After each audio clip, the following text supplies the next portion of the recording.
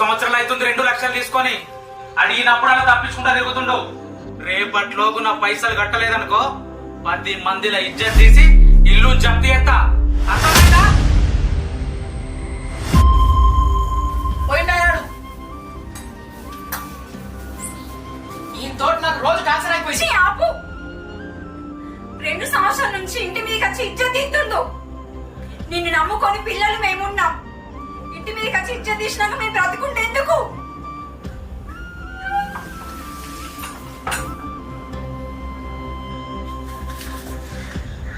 మనకున్న ఒకటే అప్పే. నేను ఎట్లా చేసాను కట్టేస్తా. నువ్వు ఇట్లా ఏడకు, ఆ మాటలు మాట్లాడకు.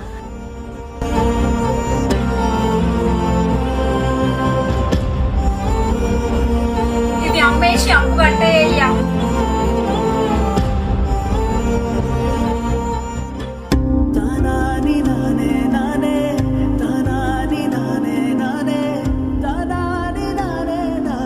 పేదోడు అప్పు తీసుకునేటప్పుడు సంతోషంగా తీసుకుంటున్నాడు గాని కట్టేటప్పుడు కన్నీటి దుఃఖంతో పెళ్ళాం పుస్తలంబి కడుతున్నాడు. ఒక్కసారి ఆలోచించండి. అప్పులు చేసి కుటుంబాన్ని దుఃఖంలో ముంచకండి.